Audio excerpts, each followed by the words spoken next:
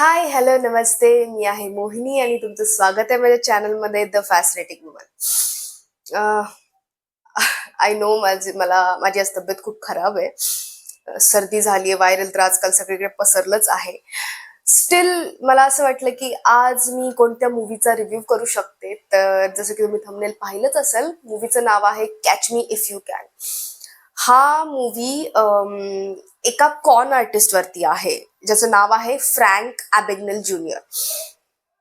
तर म्हणजे हा जो फ्रँक ॲबॅग्नेल ज्युनियर आहे, हे जन्माला आले होते 1948, म्हणजे त्या काळातली ही स्टोरी आहे. आणि ही जी फिल्म आहे ती सत्य घटनेवर आधारित आहे. म्हणजे हा जो फ्रँक ॲबॅग्नेल ज्युनियर आहे, याचं जे कॅरेक्टर केलेलं आहे ते आहेत लिओनार्डो डिकॅप्री. आणि यांच्या अपोजिट जे यांना पकडण्यासाठी जे FBI एजंट आहेत पॅरली, ते आहेत टॉम हँक्स. आणि यांच्यामध्ये ही जे काही टॉम अँड जेरीची जी पकडापकडी आहे, कमाल आहे. आणि याचे डिरेक्शन केलेलं आहे स्टीवन स्पीलबर्ग.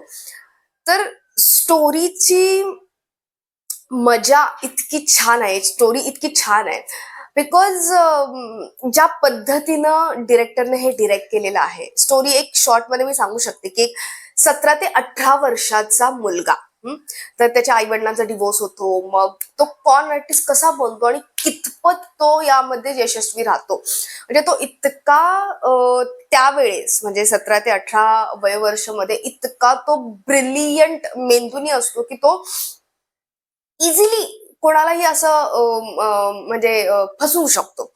जसे की फॉर एक्झाम्पल एक फर्स्ट सीन आहे ज्याच्यामध्ये ना तो स्कूलमध्ये जातो एका नवीन, आणि तिथे ना एक जो त्याचा क्लासमेट असेल, जो त्यावेळेस असून त्याला माहित नसतं, तो त्याला बुली करतो की धक्का देणं किंवा काहीतरी बोलणं किंवा काय करणं त्रास देतो. तर तो त्या क्लासरूम मध्ये जातो आणि ऍज अ टीचर प्रेझेंट होतो त्या क्लासरूम मध्ये. आणि त्याच मुलाला तो उठवून जे काही आहे ते होमवर्क विचारणं किंवा काय करणं, असं त्यानं जवळजवळ 10 ते 12 दिवस तो क्लास घेतला ऍज अ प्रोफेसर प्रिटेंड करून. आणि हे ज्यावेळेस त्याच्या आई वडिलांना कळतं, त्यावेळेस आई तर चिडतेच, पण ते मुलाचं आणि बापाचं एक रिलेशन त्यांचं खूप छान दाखवलेलं आहे की हा ठीक आहे चल असं. तर त्यावेळेस एवढ्या लहान वयात त्यांनी हा एकदम परफेक्ट म्हणजे छोटासा क्राईम म्हणू शकतो त्यांनी केला होता.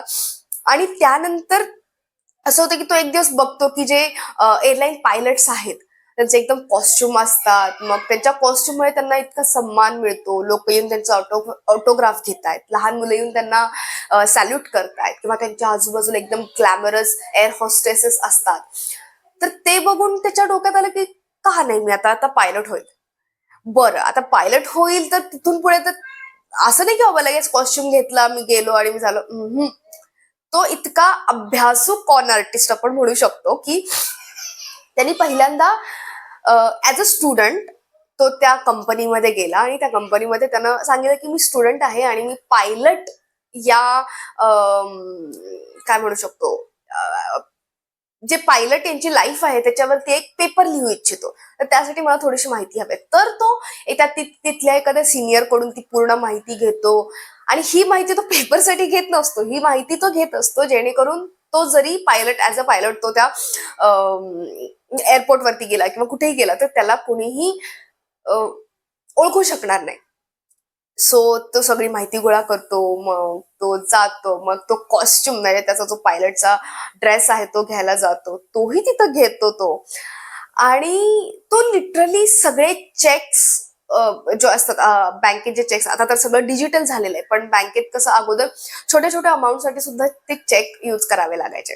तर तो चेक फॉर्ज करत असतो, म्हणजे चुकीचे म्हणजे कसे म्हणतात फसवे चेक तो तयार करत असतो. आणि ते कसे तयार करत असतो, त्याच्या कंपनीचे एअरप्लेनचं जे टॉय असतं त्या टॉय वरती जो कंपनीचा लोगो आहे त्याला पाण्यात भिजवून वगैरे मग ते काढून मग ते चेक वरती लावणार. आणि त्या चेक वरती ना एक सिरीज असतो, एक सिरीज नंबर सिरीज असते, त्याच्यामध्ये थोडस इकडे तिकडे अदला बदल करून तो तो चेक अशा पद्धतीने चेकचा फ्रॉड करत असतो.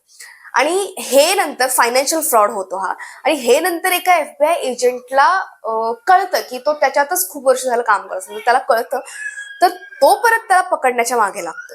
बरं, त्याच्या मागे असं म्हणजे मूवी मध्ये तरी दाखवलंय की त्याच्या मागे एकच लागतं, पण रिअल इन्सिडेंट मध्ये त्याच्या मागे 2-3 FBI एजंट लागले असतात, पण पकडणारा तो एकच असतो. कार्ल नाव आहे त्याचं, आणि त्याचं किरदार केलेलं आहे टॉम हँक्स यांनी. तर त्यांची जी टॉम अँड जेरी आहे पकडापकडीची, वाह, कमाल दाखवली. आणि त्याच्यातला एक मस्त फेवरेट सीन आहे माझा, जो की तो ते जे FBI एजंट असतात त्यांना कळतं फ्रँक ॲबॅग्नेल ज्युनियरचं लोकेशन एक्झॅक्ट कळतं. त्या हॉटेलमध्ये जातात, ते एक्झॅक्ट रूम मध्ये जातात, आणि रूम मध्ये जातात तर तिथे तो जो एक्झॅक्ट कॉन आर्टिस्ट आहे, जो फ्रँक ॲबिग्नल आहे, तो आतून बाहेर येतो वॉशरूम मधून, एकदम काम, हात वगैरे पुसत बाहेर येतो, सगळं करतो. आणि तो जो FBI एजंट आहे टॉम हँक्स, ते त्याच्यावरती बंदूक ताणतात की नाही तूच आहेस, असं वगैरे वगैरे. तर हा आपला हिरो कॉन आर्टिस्ट म्हणतो की तुम्ही थोड्या वेळाने चुकलात, तुमच्या अगोदर येऊन मी त्याला पकडलेला आहे, आणि मी त्याला बघा इथून खालून मी एका माझ्या साथीदाराबरोबर त्याला पाठवलेलं आहे गाडीतून. मग तो म्हणतो तुम्ही कोण? तो म्हणतो की हिरो म्हणतो की मी एक सिक्रेट सर्व्हिसचा एजंट आहे. आणि मग FBI एजंट म्हणतो की मी कसं मानू?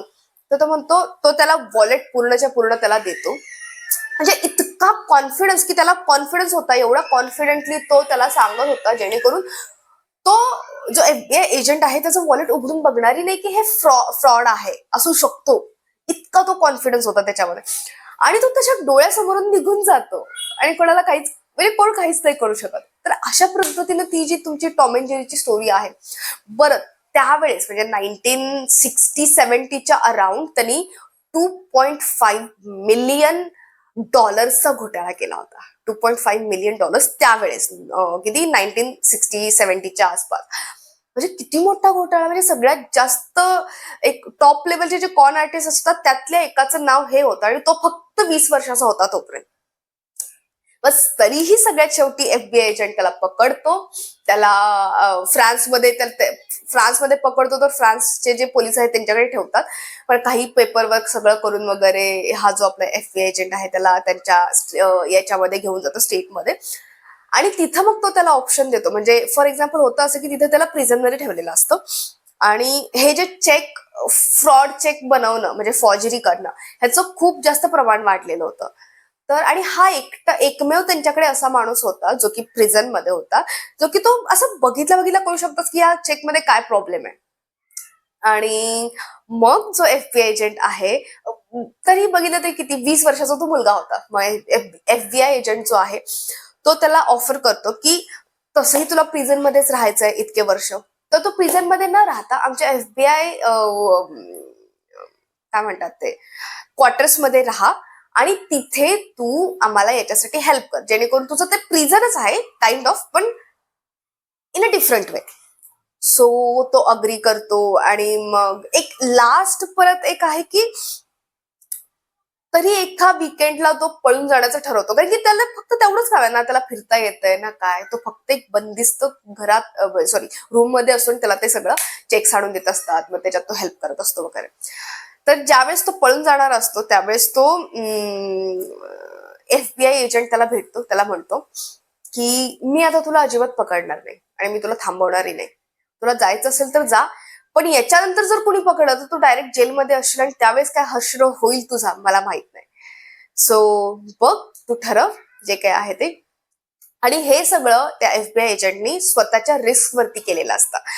आणि सो तो जातो, पण तो परत येतो. आणि मग ते त्यांची ती फ्रेंडशिप पण दाखवली आहे त्याच्यानंतर, दाखवली म्हणजे पूर्ण दाखवली नाही, पण एक स्टोरी वाईज ते सांगितली. त्याच्यानंतर ते खूप वर्ष ते त्यांच्यासोबत काम करतात, जे फ्रँक ॲबॅग्नेल ज्युनियर असतात ते. आणि अशा पद्धतीनं तो कॉन आर्टिस्ट जो असतो, एकदम वयाच्या 20व्या वर्षी जो कॉन आर्टिस्ट बनलेला आहे, नंतर तो स्वतःची फर्म ओपन करतो की हे चेक्स तुम्ही अजून किती सिक्युअरली बनवू शकता, तुम्ही तुमचं फायनान्शियल सिक्युरिटी किती छान करू शकता, अशी फर्म बनवतो वगैरे. तर ही खरोखर सत्य घटनेवर आधारित अशी स्टोरी आहे. आणि लिओनार्डो डिकॅप्री, आई शपथ, चुम्मेश्वरी परफॉर्मन्स. टॉम हँक्स, चुम्मेश्वरी परफॉर्मन्स त्यांची. Tom and Jerry. आणि स्टीव्हन जे डिरेक्टर आहेत त्यांनी खूप छान रित्या ही स्टोरी स्टार्ट टू एंड बांधलेली आहे. तर मी खरंच रेकमेंड करेल तुम्हाला की ही स्टोरी बघा. आणि मला सांगा कमेंट बॉक्समध्ये तुम्हाला ही स्टोरी कशी वाटली ते, आणि हा पिक्चर कसा वाटला. And by the way, I am so sorry, इंग्रजी नवीन वर्षाच्या खूप खूप खूप शुभेच्छा. तुमचं हे वर्ष खूप चांगलं जाओ. तुम्हाला तुमच्या मनासारख्या गोष्टी घडत जाओ. तुमच्यासाठी ज्या चांगल्या गोष्टी आहेत त्या मिळत जाओ. आणि खूप शुभेच्छा. तर अशा पद्धतीने मी ब्लॉग संपवते. थँक्यू. Bye bye.